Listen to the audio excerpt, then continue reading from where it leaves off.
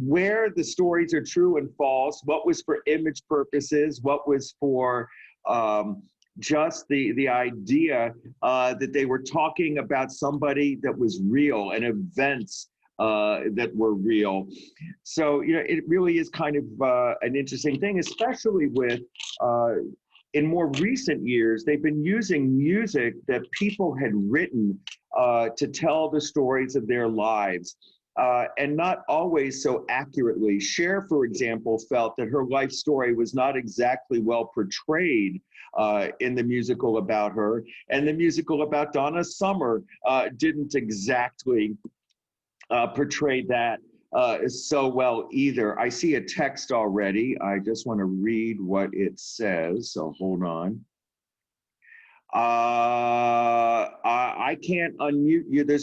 You'd have to unmute yourself. I'm not allowing anybody to unmute at this point in time because it becomes a little overwhelming with so many people trying to talk and share. So if you can't unmute, that wouldn't be a surprise. I have it blocked. Okay, what I'm going to do now is flip my screen and we'll get going.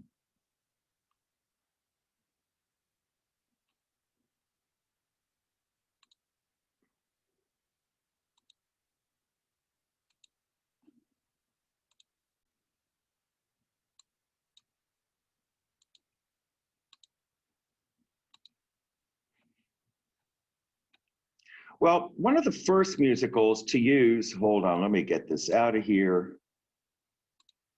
And let me get these people in. Janet, turn up your sound. Do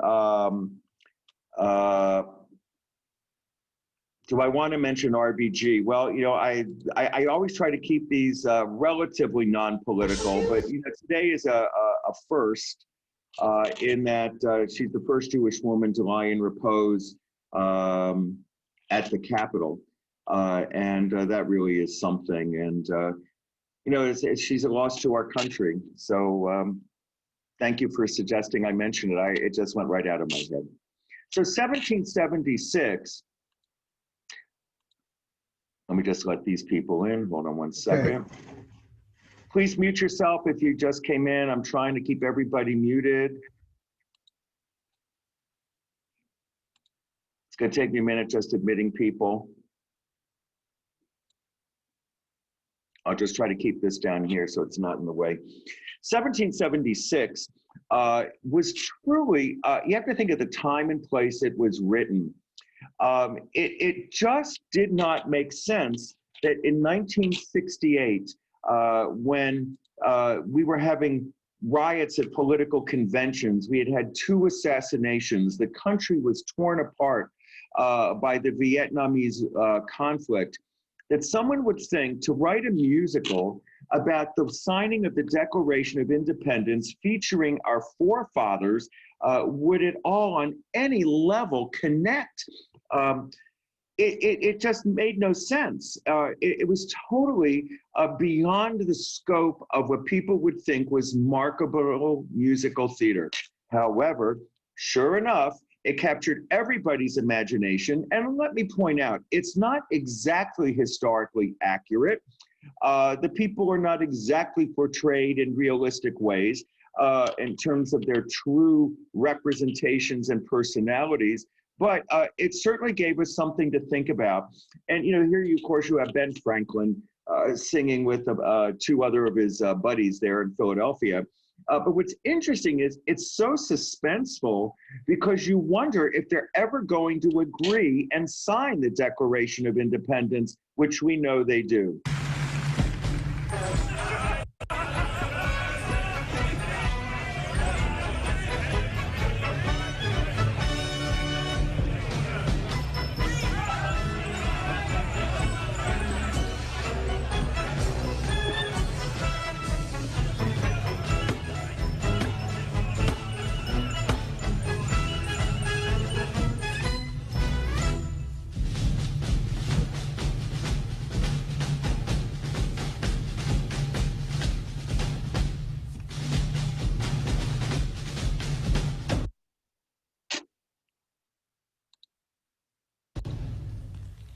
I have come to the conclusion that one useless man is called a disgrace, that two are called a law firm, and that three or more become a Congress.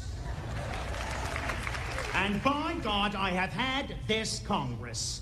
For 10 years, King George and his parliament have gulled, cullied, and diddled these colonies with their illegal taxes. And still, this Congress won't grant any of my proposals on independence, even so much as the courtesy of open debate. Good God! What in hell are they waiting for?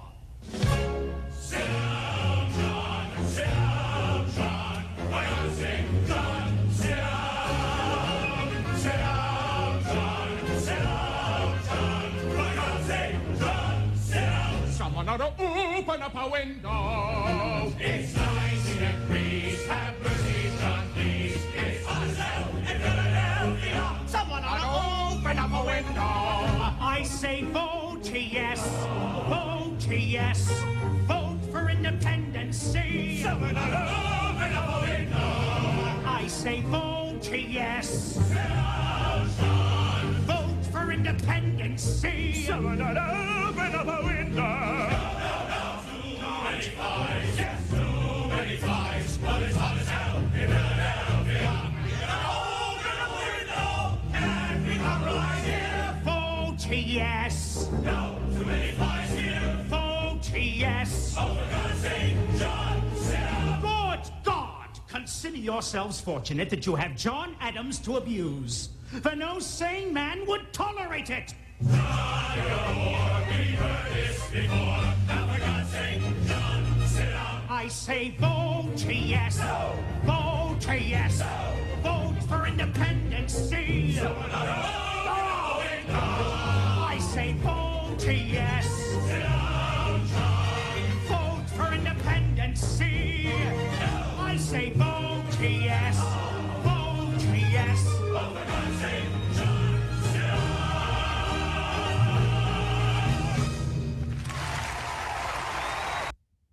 That, of course, is John Adams, that, is the center of that. Don't you love them talking about all the flies in Philadelphia and they can't open the windows? The Great White Hope was voted the best play, and Angela Lansbury won her second Tony for Dear World. Keeping a promise first made by President Kennedy, American spacemen walked on the moon, and 400,000 American young came together to listen to music in Woodstock, New York. The Tony winner was about young revolutionaries 200 years ago in colonial America, 1776. And John Adams in Philadelphia writes to his wife in Massachusetts. Abigail, I'm very lonely, Abigail. Come to Philadelphia, please come. Oh, thank you, John. I do want to. But now it's not possible. The children have the measles. Yes, so you wrote. Tom and little Abby. Only now it's Quincy and Charles.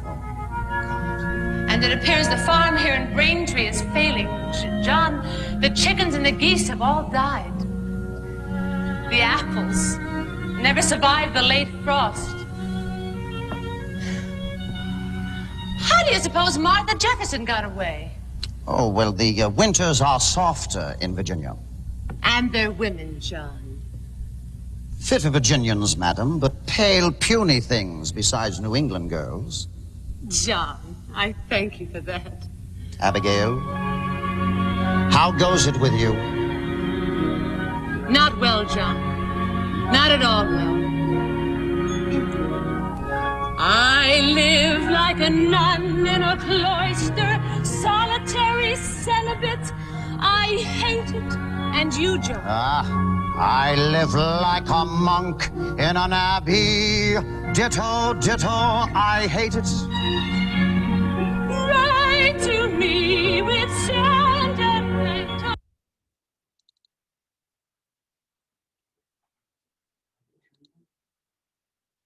Is failing, John.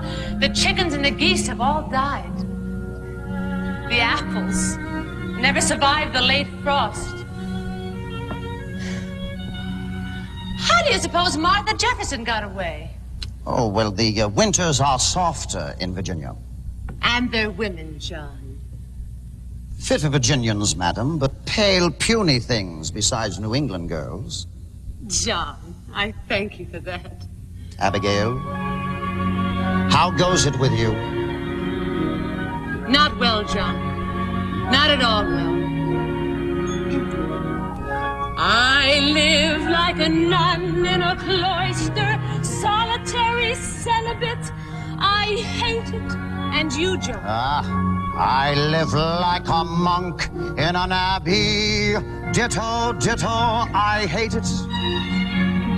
Write to me with sentimental effusion.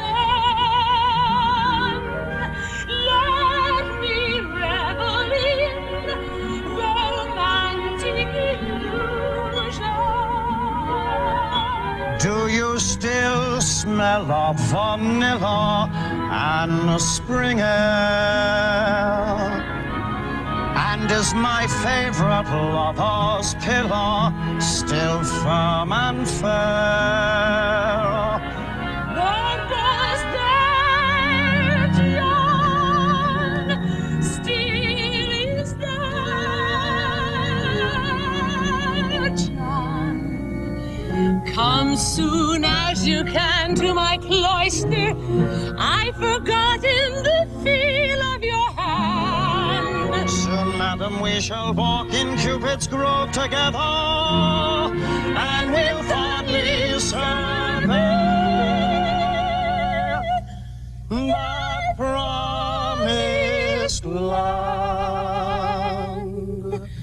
Till then, I am as I ever was and never shall be. Yours, yours, yours, yours, yours.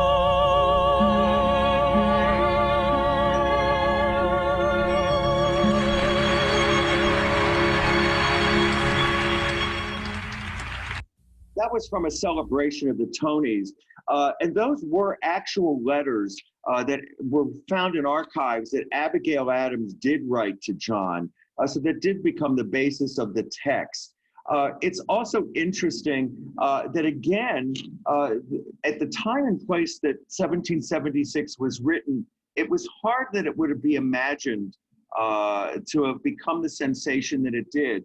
If you're looking for an accurate representation of a movie that captured the Broadway play, 1776 is fairly a close representation of the Broadway musical, and is certainly worth watching.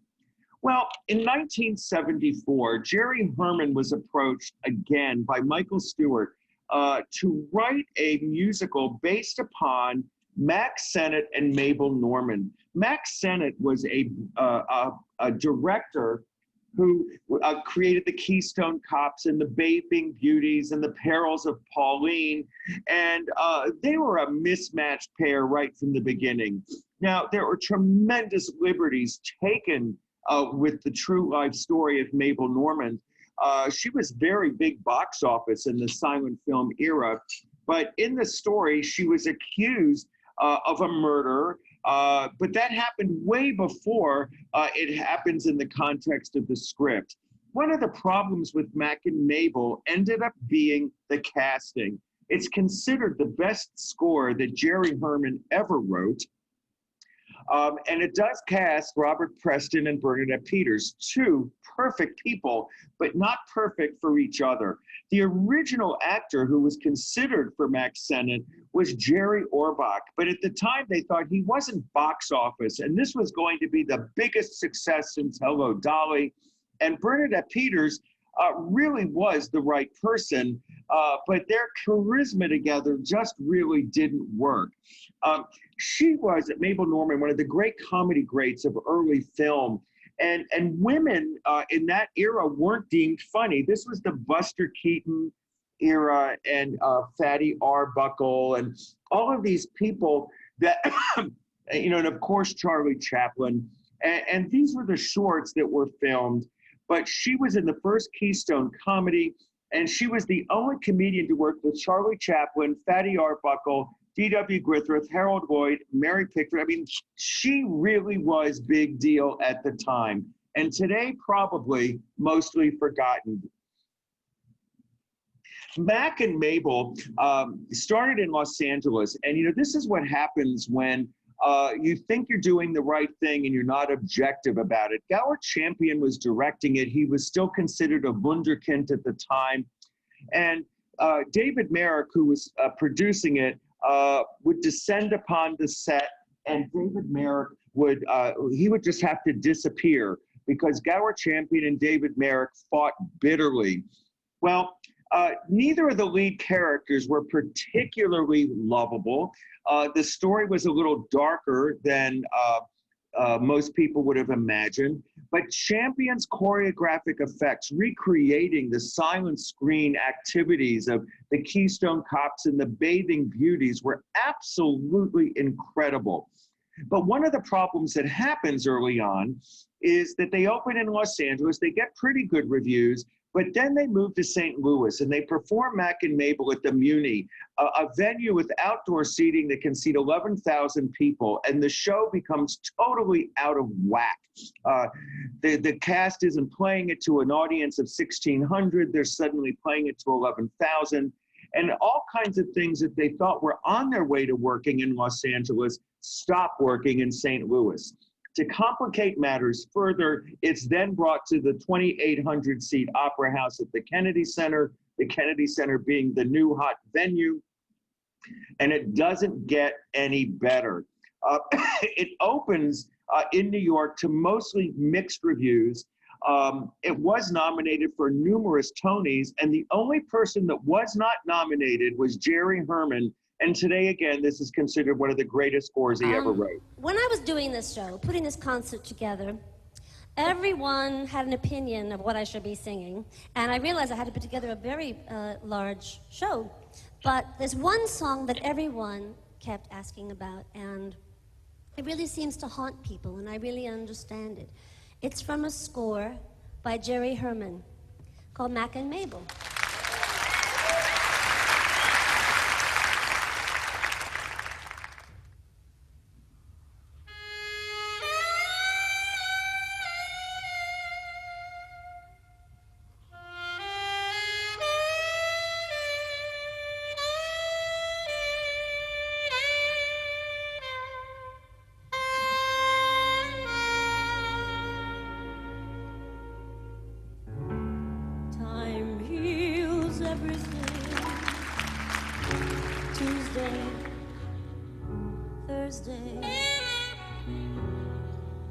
Time heals everything. April, August.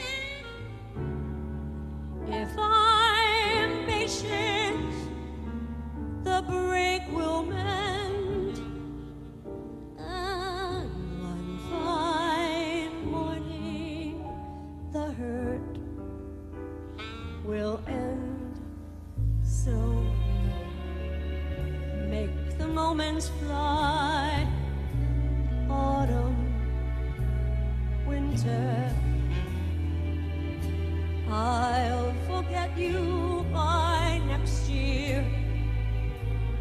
Some year, though it's hell that I'm going through. Some Tuesday, Thursday, April, August, autumn, winter, next year, some year, time heals everything. Time heals everything. But loving you.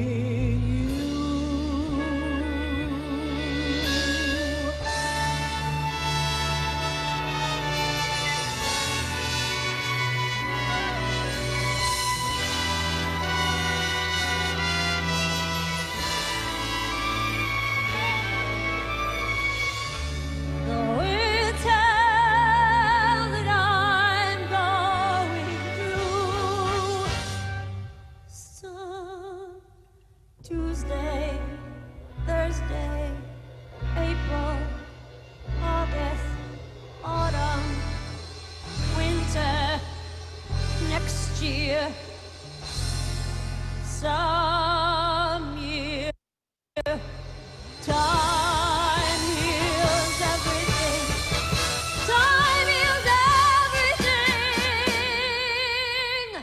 but loving you.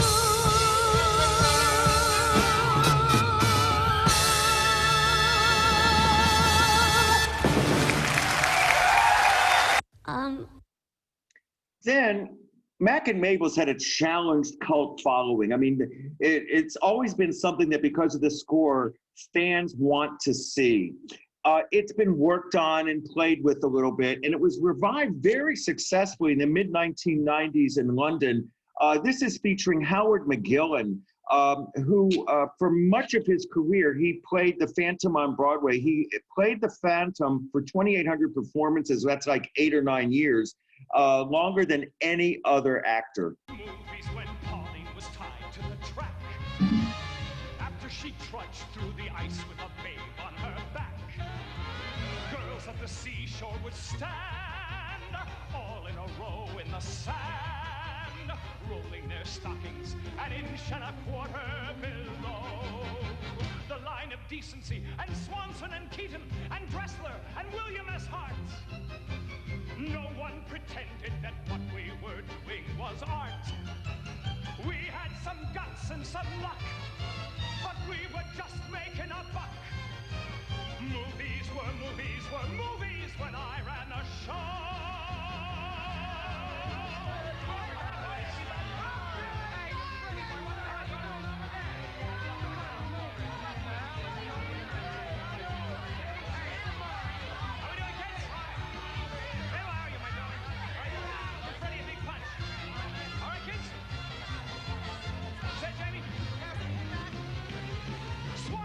Keaton and Dressler and William S. Hart. No one pretended that what we were doing was art. We had some guts and some luck, but we were just making a buck. Movies were movies were movies when I ran the show.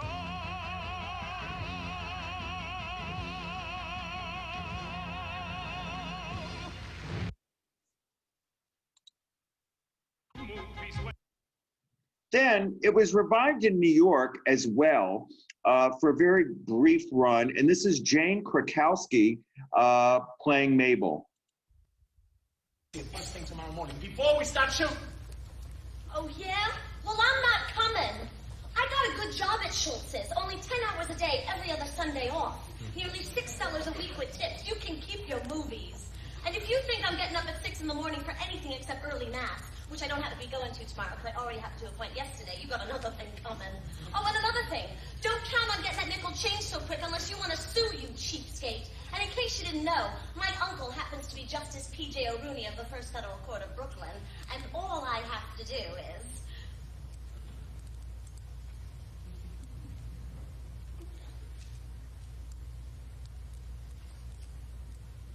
Jesus, Mary and Joseph.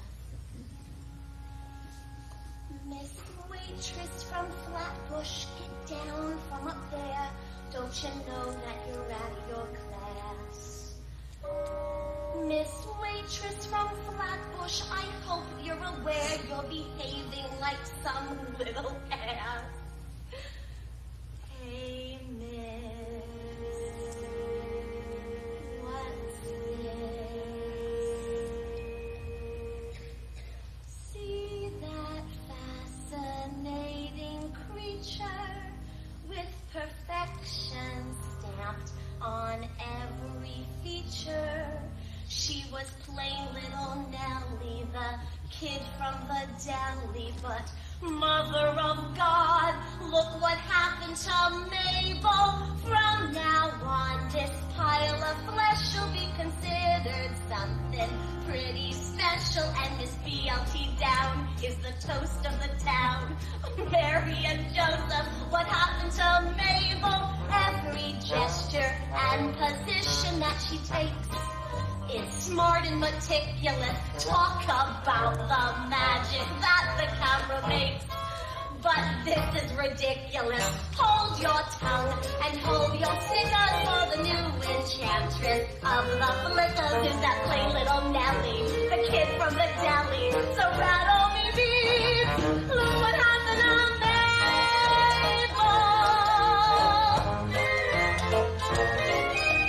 Someone who was plain as mutton on the street is cuter than a button, and the girl with the pickles who hustles for nickels is something to see. Look what happened to Mabel yesterday. A tip collector, but today just turn on that projector, and Miss Avenue Moore is a regular star. Mother McCree, look what happened to Mabel. Up to now, I never really knew that I could be so ambitious, but suddenly I know I have to say goodbye to bagels and knishes. I know that you might think I'm balmy, but the queen of corned beef and salami is a glamorous goddess who's busted her bodice. Oh, jump and say Jew. Look what happened on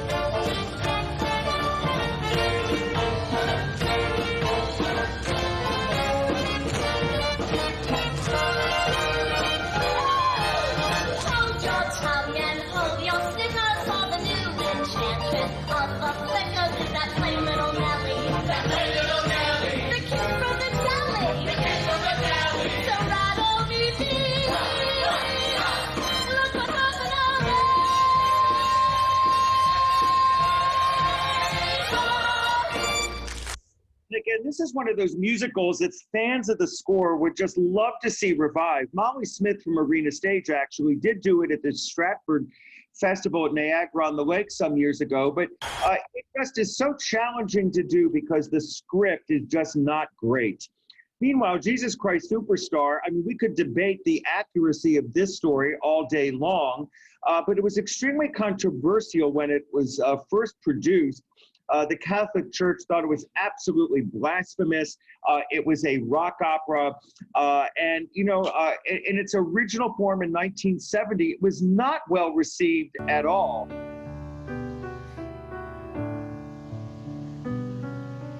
I don't know how to love him, what to do, how to move him.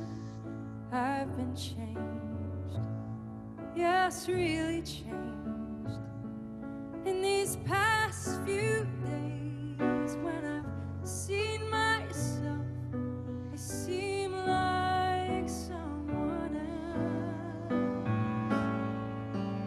I don't know how to take this. I don't see why he moves me. He's a man, he's just a man.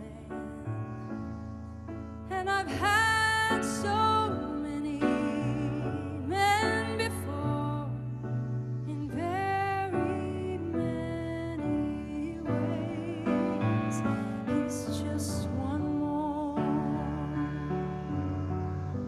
Should I bring him down? Should I scream and shout?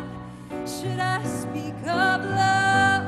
Let my feelings out. I never thought I'd come to this. What's it all about?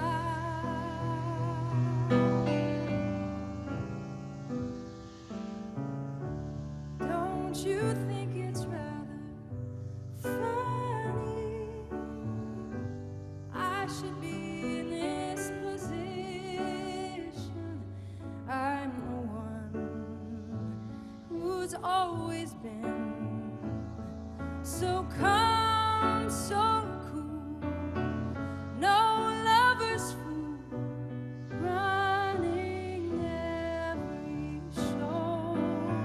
It scares me so.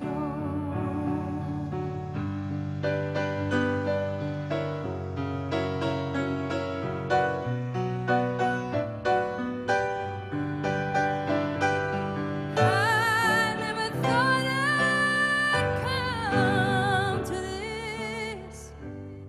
What's it all about?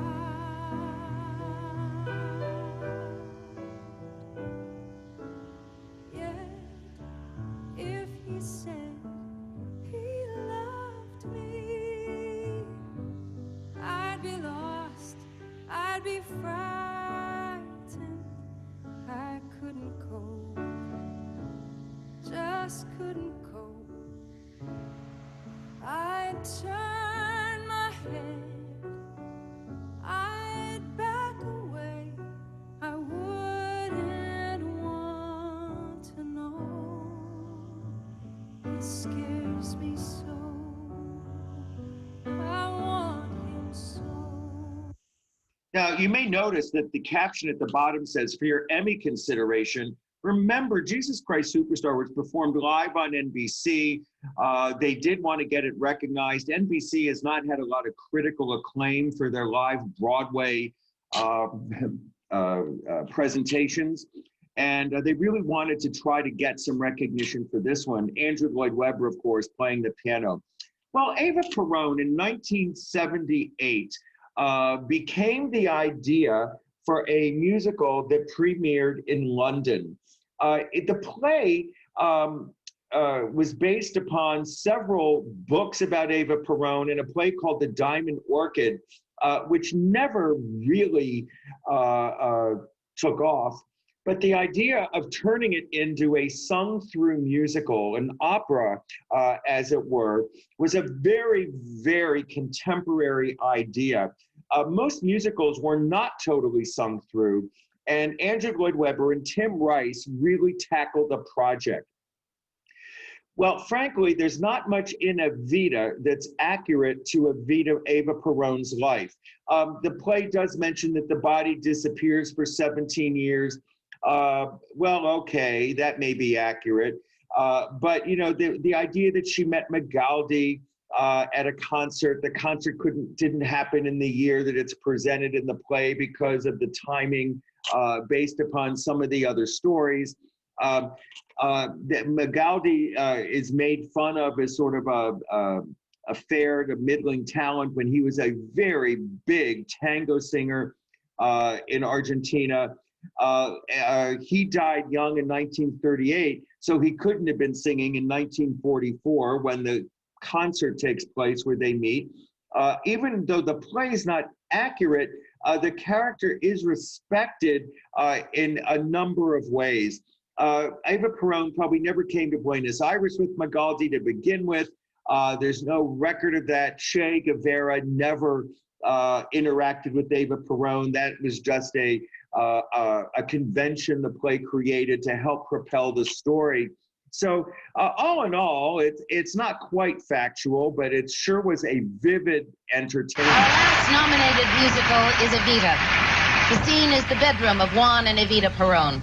As they discuss the feasibility of his bid for the presidency, a crowd begins to gather in the street below.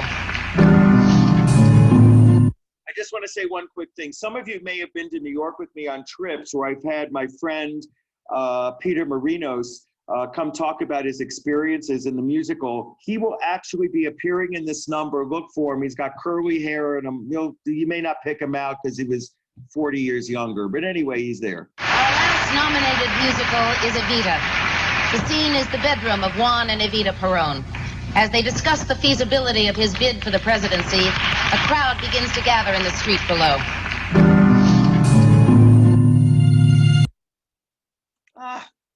What happened here? It doesn't matter what those morons say. Our nation's leaders are a feeble crew. There's only 20 of them anyway. What is 20 next to millions who are looking to you? All you have to do is sit and wait, keeping out of everybody's way. You'll be handed power on a plate when the ones who matter have their say, and with chaos installed, you can reluctantly agree to be called. There again, we could be foolish not to quit while we're ahead. For distance lends enchantment, and that is why all exiles are distinguished. More important, they're not dead. I could find job satisfaction in Paraguay. This is crazy defeatist talk. Why commit political suicide? There's no risk, there's no call for any action at all when you have unions on your side. Perón, Perón, Perón, Perón, Perón.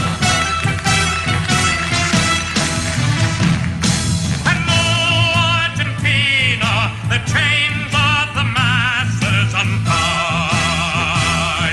And no Argentina, the voice of the people cannot be denied. There is only one man who can lead any workers' regime. He lives for your problems, he shares your ideals and your dreams. He supports you, but he loves you, understands you, is one on you. It's not all good, he loves me. Argentina, the workers' battle song. Argentina, the voice of the people rings out loud and long. Now I am a worker and suffer the way that you do. I've been unemployed and I've starved and I've hated it too. But I found my salvation in better than a nation. Let him save as he saved me. A new Argentina, a new age about to begin. A new Argentina, we face the world together, and no dissent within. It's annoying that we have to fight elections for our cause, the inconvenience having to get the majority. If normal methods of persuasion fail to win us applause, there are other ways of establishing authority. We have ways of making you vote for us, or at least of making you abstain. Bill has resigned from the army in this way of all. The death county sagas of those he is marching with now. He supports you, but he knows you, understands you, is what I do.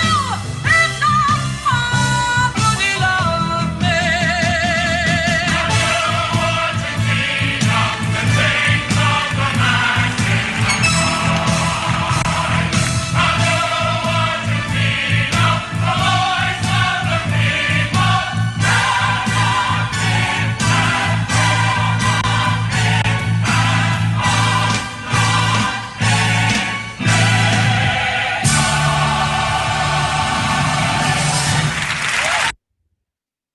there was an unusual musical. It was, as I said, totally sung through. The first of the successful ones. Patti LuPone took the part. I did nothing but complain about it the entire time. She thought the pressure it was putting on her voice was absolutely horrendous. She was almost replaced out of town. Hal Prince, who was directing it, didn't think she was going to make it. And Elaine Paige, who created the part in London, was standing in the wings, so to speak, waiting to take over. And this is Elaine Paige, the original Eva Peron. It won't be easy. You'll think it's strange when I try to explain how I feel, that I still need your love after all that I've done. You won't believe me. All you will see is a girl you once knew, although she's dressed up to the nines, at sixes and sevens with you. I had to let it happen. I had to change. Couldn't stay all my life down at heel, looking out of the window, staying out of the sun. So I chose freedom, running around, trying everything new, but nothing impressed me at all. I never expected it to. Don't cry for me, Argentina. The truth is, I never left you. All through my wild days, my mad existence, I kept my promise. Don't keep your distance.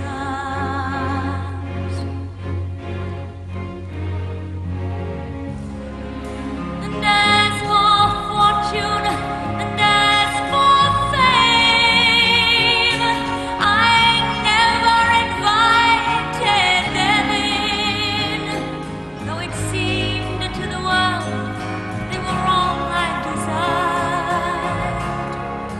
They are illusions, they are not the solutions they promised to be.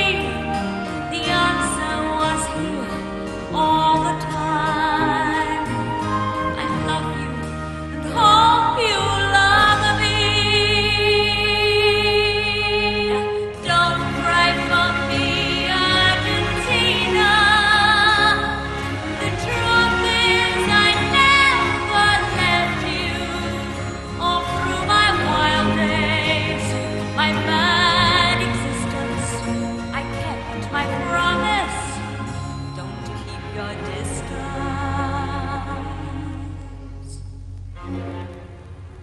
Have I said too much?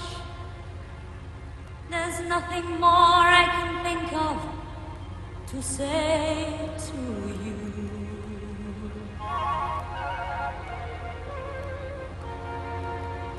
But all you have to do is look at me to know that every word is true.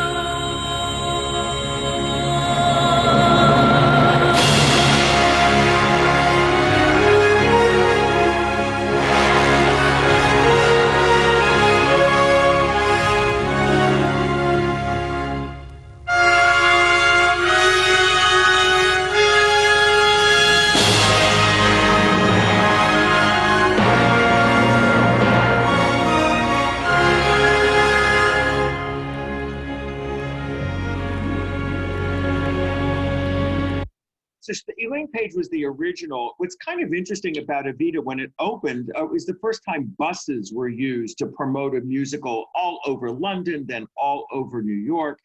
And in addition to that, The music, when it opened in New York, someone said it sounded as if Carmen Miranda was going to burst into song. Well, it was South American peppy music. I mean, why wouldn't it sound like Carmen Miranda, for gosh sake? Of course, this is Madonna doing it, but we're in the spirit of time, just going to move forward. Barnum was another musical. Don't confuse it with the movie that Hugh Jackman made recently, but Barnum was based upon the actual life of P.T. Barnum, and you may not be aware of it, but Glenn Close made her big Broadway breakthrough as the wife of P.T. Barnum. He was an author, a publisher, a philanthropist, a sometime politician. But look, he was really, quite a character of his time. I'm going to show you scenes from some of the musicals currently playing on Broadway, 4 of which have been nominated as the season's best. To begin, from Barnum, Come Follow the Band.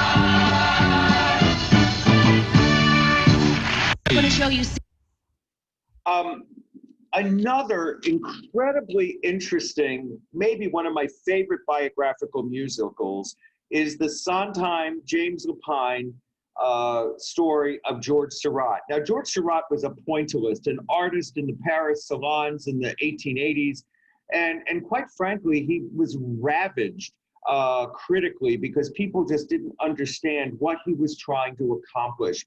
There's very little actually known about him, which is great if you're going to write a biographical musical. You can make it all up and no one will know the difference anyway. But what Sondheim had just come off of was the biggest disaster of his career.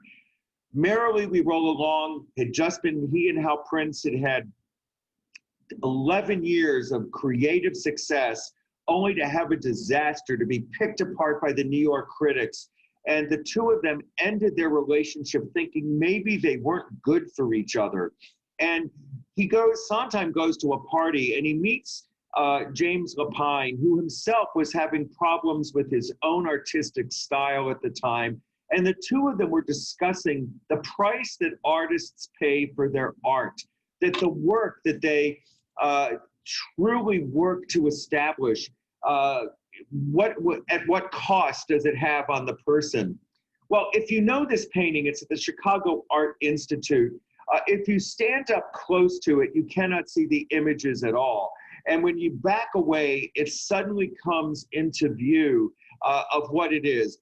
The musical wins the Pulitzer Prize. I think it's just one of the most brilliant musicals ever written. And this is a moment from it I think it's quite amazing. And now the latest Sondheim musical, Sunday in the Park. Just to give you a setup of this, the first act is actually the story of the creation of the painting.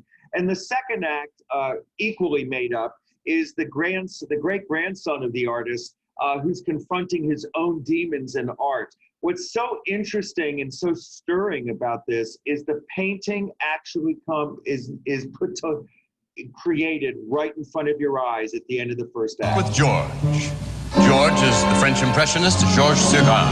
And the park, just outside of Paris, was the stage for his famous painting, A Sunday Afternoon on the Island of the Grand Jacques, which now hangs in the Art Institute of Chicago.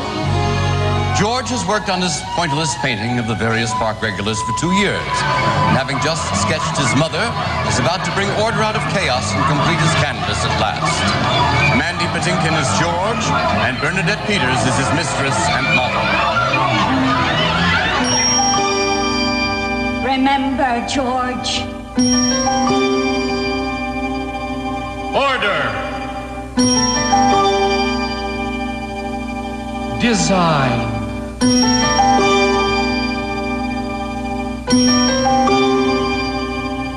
Tension.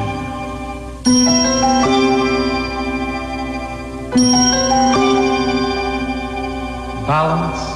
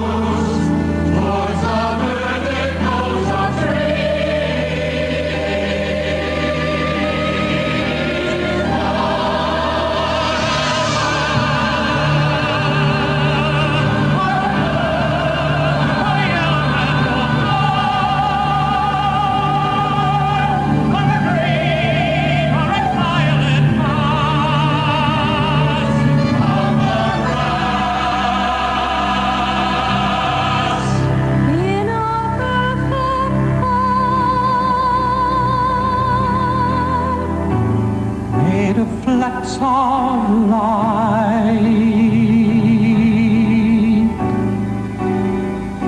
and dark.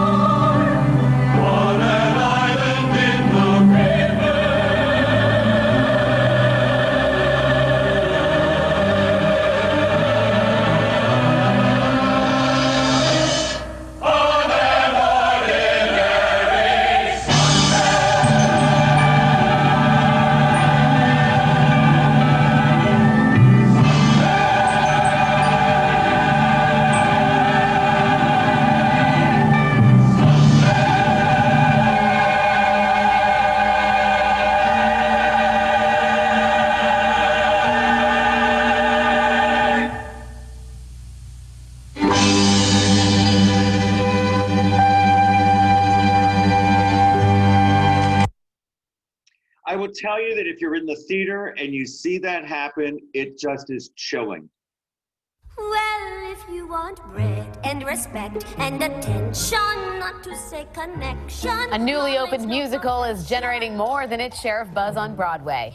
It pairs one of Hollywood's biggest stars with an acclaimed Tony-winning actress, and the results are theatrical magic. Jamie Wax is here with the story. Jamie, good morning. Good morning, Alex. The current Broadway production of Sunday in the Park with George is a revival of the Pulitzer Prize-winning 1984 musical that starred Mandy Patinkin and Bernadette Peters. In this update, Jake Gyllenhaal dazzles in the lead male role. But Gyllenhaal himself will tell you, even he has been dazzled by the performance of his co-star, Annalee Ashford. You're kinda cute when you're not so shy. Oh. From a sassy assembly line worker making kinky boots on Broadway, A respectable doctor watching naked prostitutes. to a prostitute turned carnal research collaborator in Showtime's Masters of Sex, Why would a woman lie about something like that? God almighty, this is... Annalee Ashford has been a master on stage and on screen. Do you have a favorite role of all the roles you're known for in New York? You know, I don't, but right now this one's pretty much my favorite. Well, if you want bread and respect and attention. The 31-year-old Ashford is starring in a revival of Stephen Sondheim's Sunday in the Park with George as the mistress of the late 19th century French artist Georges Seurat, played by Jake Gyllenhaal. They have never understood. The project, which started as a live concert, And when the woman that you wanted had Oscar nominee Gyllenhaal seeing stars. You don't have to do what you're doing. You don't have to take the risks of doing Broadway theater, musical theater, especially such a difficult role as this. What draws you to this? I do have to do it. We did this show as a stage reading initially, where Annalee and I, we knew we were going to be doing it for 4 nights. And I kind of immediately just fell in love with her. No, now I want you to look out at the water. I feel foolish. So in a lot of ways, it's all about connection and the people you're working with, particularly in the theater. And in this case, I just want to spend more time with her. Sunday in the Park with George. I won't make you sing on the street, but you do have an incredible line in the song that opens the show. It says, there are worse things than... Staring at the water as you're posing for a picture after sleeping on the ferry, after getting up at 7 to come over to another. In the middle of the river, half an hour from the city on a Sunday. All in one breath. All in one breath. Did it take a while? Yes, that took me like 2 days too. The baby was just born and I had my script in the nursery at like 3 o'clock in the morning, learning the lyrics. Isn't that kind of magical? Ashford accepted the role while she was still pregnant with her first son. When they asked me to do it, I was like, oh yeah, I'll have a 6-week-old. He'll be fine. He just like sleeps and he'll eat a lot and they sleep so much that he didn't sleep and he ate a lot and it was kind of crazy. I can't believe I did it. There's a famous line from Sunday in the Park with George that there are only 2 things that last, children and art. That line's got to speak to you very much right now in your life. Oh my gosh, I mean, Marie literally says there are only 2 worthwhile things to leave behind when you depart this world, children and art. And I think that line is so profound. And it's even more profound to me as a mother and to me as an artist in the time that we're living in. We're in a not just country, but world that's so divided right now. And I think as an artist, we have such a duty to take our audience into the world of the play and teach and grow and learn and explore. Ashford, who was raised by a single mother, began performing at an early age outside Denver. She graduated from high school in just 3 years and moved to New York City for college. Dear Al, he's a lucky guy. I'm like gonna cry. I got tears coming out of my nose. Her first role on Broadway came in Legally Blonde, followed by the Broadway mainstay, Wicked. No career like this happens right away. What were some of the hard times? I actually went to EPAs and chorus calls for the first 3 years that I moved here, and I never got called back to one of them. Those years of not even a callback were so valuable in me finding my reason for doing it, and also kind of a fire to keep going, because as an actor, the audition never stops. Never. Oh, Ed, I like it. Did you write Beethoven. In 2015, Ashford won a Tony Award for her role alongside James Earl Jones in You Can't Take It With You. How was that experience? Oh my God, totally, totally overwhelming and a dream come true. And it's on my bookshelf mantle right now with a unicorn next to it because she really helped make this. Having seen that revival and having seen the original and God knows how many in between, she and Jake Gyllenhaal were absolutely incredible. We were supposed to have seen it in London this past spring. They are going to be doing it next year instead. So hopefully we're going to be able to get to go see them do that because it's really pretty amazing. There's a musical about Will Rogers, the vaudeville radio political star of the 1920s and 30s that really had a sense of satire and wit that made him quite famous. I'm just going to bring a little bit of the wisdom of Will Rogers.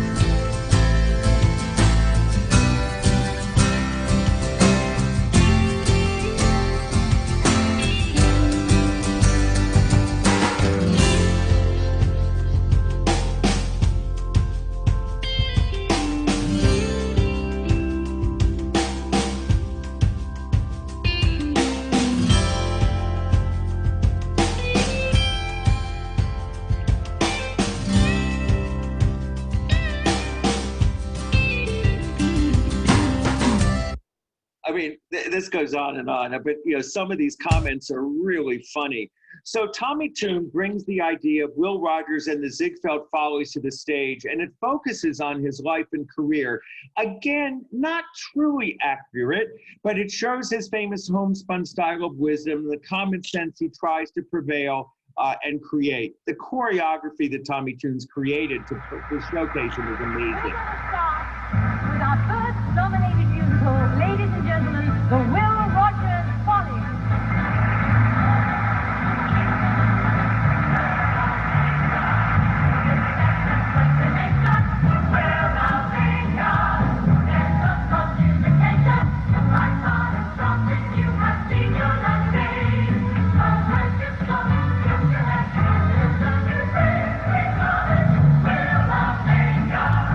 He's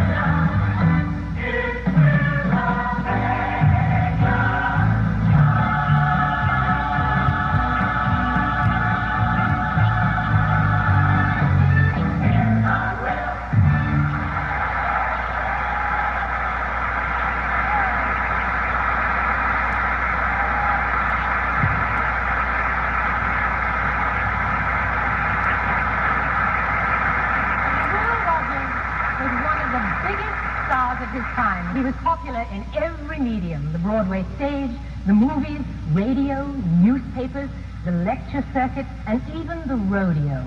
Because he was the star of 10 editions of the Ziegfeld Follies on Broadway, the authors have turned Will Rogers' life story into a splashy and spectacular brand new Ziegfeld Follies. Here are Tony nominees Keith Carradine and Katie Huffman, along with the 16 gorgeous new Ziegfeld girls. The year is 1928, the height of Rogers' fame, and Will is about to be asked a very important question by a really distinguished-looking fellow. Mr. Rogers, have you ever thought about running for president of the United States? That's the fellow. Your country needs you, Mr. Rogers. Well, I'll tell you, this country might be used to having anything at all named as a presidential candidate, but we haven't quite sunk to the professional actor stage. That's what I said in 1928, folks. Mr. Rogers, you've been invited to speak at the Republican Convention in Kansas City, and you've also been invited to speak at the Democratic Convention in Houston. Oh, boy, the Democrats. They always have more fun at their conventions because they know they aren't going anywhere afterwards. So what do you say, Mr. Rogers? Will you run for president or not? I sure will.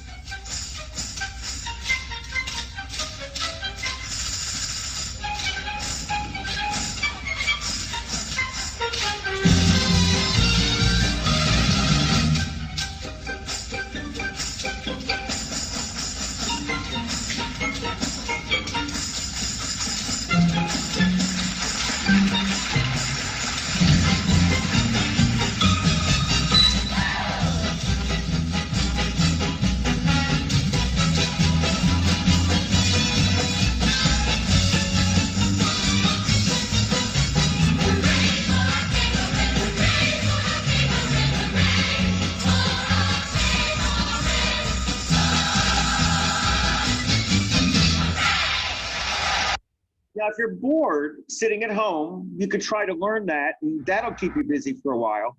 You know, Parade, the story of Leo Frank, the truly tragic story of a man falsely accused of rape and murder in the South, loaded with prejudice.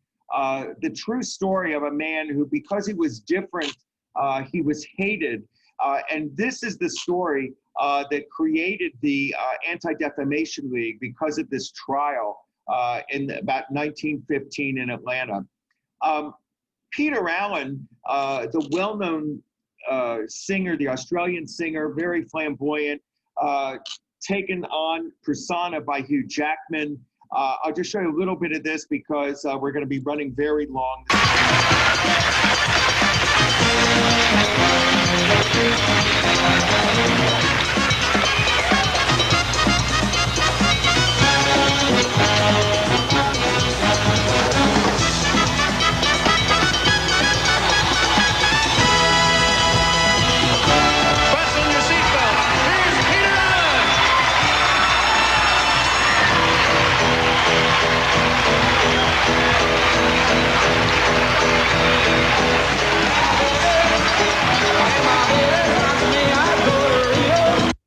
Okay, that's from the Radio City.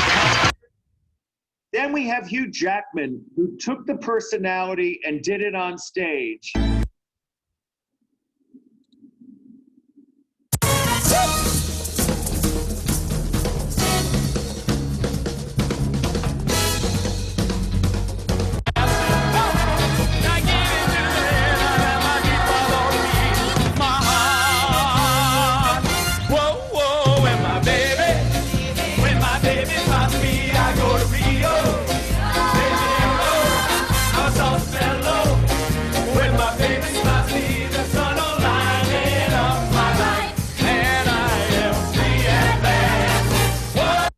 So that's what happens when you have a personality take on that of a character. Of course, Jersey Boys in the Four Seasons. And if you were with me a few weeks ago, you saw these in the Jukebox musical, so I'm not going to replay them right now. But we had On Your Feet, the Carole King musical, Beautiful, which, as I told you in the Jukebox musical discussions, she was very nervous about this because she really didn't want her life to be portrayed at a difficult time in the way that she was a little concerned about. When you're down and troubled and you need some love and care and nothing is going right. Well, okay, this is from the musical Beautiful, just to give you a sense of that. I'd like to know that your love is love I can be. You know, she led a very difficult life. She gave up her daughter to be raised by her mother. Her husband was not a well man. He was mentally ill. One thing led to the next, and Carol was quite concerned how this story would all be portrayed on Broadway. As I told you in the Jukebox musical stories, she hadn't seen it, and she suddenly came one night and found out what a wonderful portrayal they gave. Oh, this musical. Well, imagine, and I can do a whole lecture on Hamilton coming up. I ought to do that, because it's really quite a story. But, you know, Lin-Manuel Miranda goes to the airport. He's getting on a plane. He picks up the Ron Chernow biography to read while he's on his honeymoon in Cabo San Lucas. And one thing leads to the next. And he decides after reading 100 pages, it should be a musical. They do say that it is 90% accurate in its musicalization. And what Hamilton has done, it is a phenomenon. It has brought everybody back to the musical theater. And it's created an interest in young people because, as Lin-Manuel Miranda says, the story of our country is a story of immigrants and people who are not alike. And Hamilton, in his portrayal, really does show that.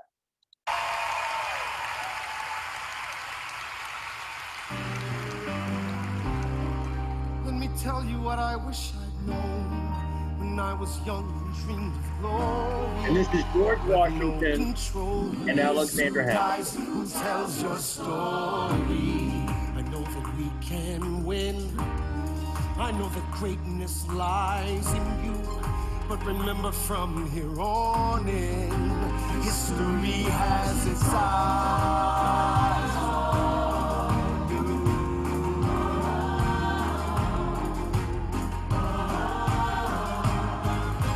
History has its eyes on you.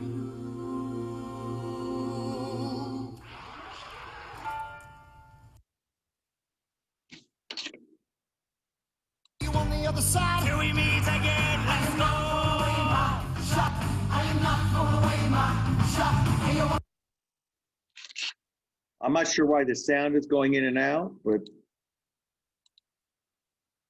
I'm not sure why. But in any event, Hamilton, and there's one last story that was interesting to tell, and that was about Helena Rubinstein and Elizabeth Arden. It was called War Paint. It was Patti LuPone and Christine Ebersole. I mean, they really do look like them. And it was two women really showing what women in business could do 100 years ago. A new musical on Broadway.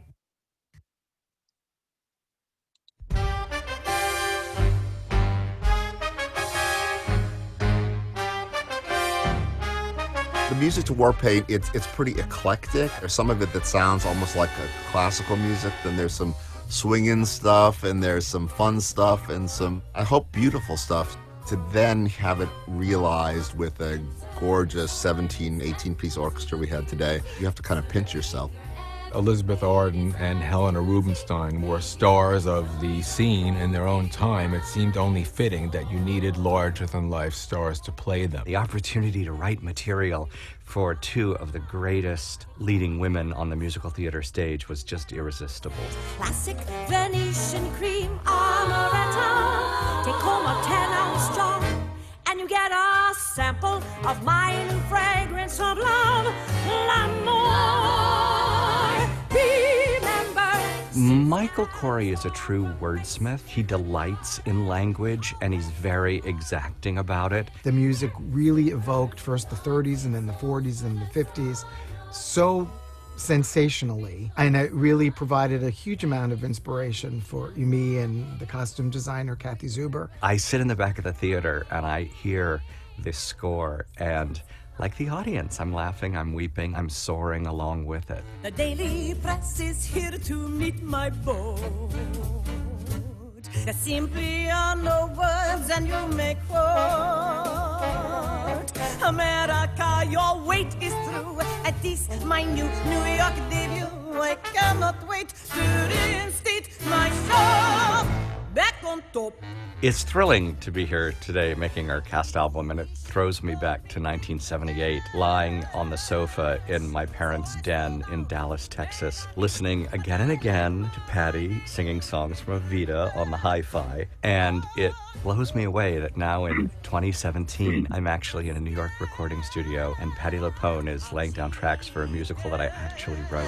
With my Picasso, his early Cubist years, I pose no clothes with him. Thank God who knows with him. He says your ears are like elephant in size. I say from you, well, who can tell from ears or eyes? When you're writing for a talent like Patti LuPone, you want to give her the very best material. The song Forever Beautiful is one I'm especially proud of. Patti whips the audience into a frenzy and has such total command over the material. My God, she brings the house down every single time. She's never... It didn't run very long, primarily because Patti LuPone ended up needing to have hip surgery, and they decided to replace her with somebody else. I had people in mind. I really could have seen Bebe Neuwirth in the role, and, you know, I was ready. It was an enjoyable production. But once again, you know, it just took its time. I'm just going to look at the comments very quickly, see if there's anything I need to answer. Yes, Patti LuPone did write in her book about not being in the movie. Actually, my friend Peter, who was in Evita with her, said Patti is really not the easiest person, and they really felt they needed a name. At first, it was supposed to be a project for Streisand. And by the time they kept getting it going, Streisand was considered too old to play Evita Peron. And, you know, it just really never really happened. And in terms of, I'm just looking to see if there's anything else. There are other musical biographies we could talk about, On Your Toes and Cher and, you know, some of the jukebox musicals, but we did that 2 weeks ago. So I wanted to just keep everybody focused on some of the musicals that truly were biographies. If anybody else has anything they'd like to ask, just kind of send me a text down here at the bottom, and I'll be happy to answer it.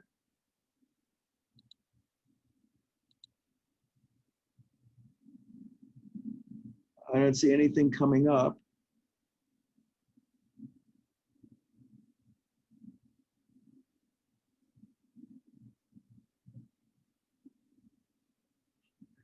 Thank you, Amy, for saying the lecture on Hamilton was good. I'll do it again later in a couple months, maybe, so for a new audience. It was really a neat lecture to put together, so I will do that.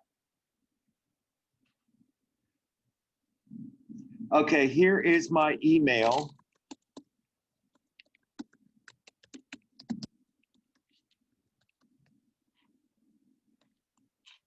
Yeah, this is the last free program. Everybody else will be here by subscription. I will send you the link for the Friday morning events. Next week, we're going to talk about bad guys in the Broadway musical. There are a lot of those. So we'll talk about some of the bad characters. What part would I like to play on Broadway today?